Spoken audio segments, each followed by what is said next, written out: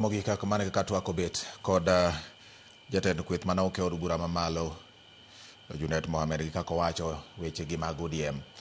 Owere kod mano en anyuola mar Otieno medo sundo sirikal kod duol mar IPOA mondo runonro ewi tho mar wuorgi manotimore tarik 2 e tesend obila ma Muthaiga. Otieno ma jahigni 19 wachore ni nondhi kod obila tarik 1 mar dwe mar 8 kama bang'e to ne owito ngimane kiringo kode e osiptal otieno mar tarik 2 kabero mane otim oyango ni nogo bunde kod gimoro madik. Simfros Okinda noluo wachni kendo my report. Mirima Gilit nokwako rumbi mar apisi mar riwruok makedo ne ratich oganda Vocal Africa mantiere Nairobi. Anyuola ni ywago nyathigi Otieno ma jahigni 19 manotho tok dine kod obila tesend obila ma Muthaiga chieng' Ngeso tarik 1 dwe ni. His brother Arnold he kept on indicating to him, please, if you can't get me out of here because I have been beaten. I have seriously been beaten, and do as much as you can to help me get out of here. Bail had been set apparently at about 10,000 Kenyan shillings.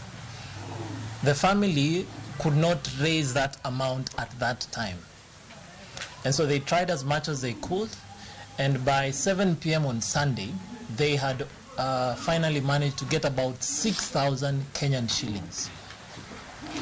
When they got that amount, still the police were unwilling to release him. Rigre Eric notimne bero odiochieng' manyoro kendo yangni nogoye kod gima dik e bundiye manomiyo churo remo mathoth ka familia koro ni kod penjo mathoth madwaro duoko. The only thing that we were told is that allegedly the crime that he would have committed was a preparation to commit a felony. We need OB extracts which have not been provided to us up until right now.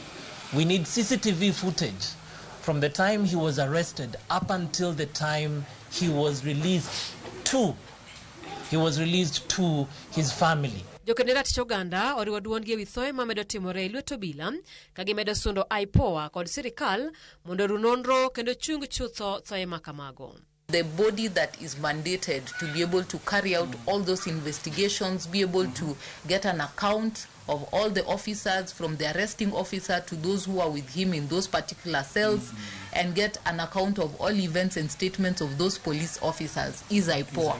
And they have already started that process. That's why we are demanding that IPOA must do their work well. We shall not allow attempts to cover or hide any evidence.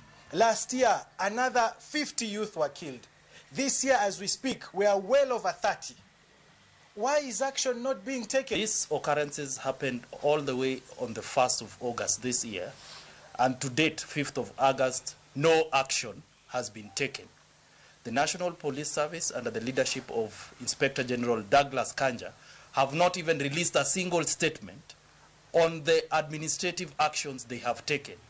As we speak, the officer commanding station, Muthaiga police station, the officer sentries on 1st of August when he was being arrested and when he was being released on 2nd August. These are prime suspects.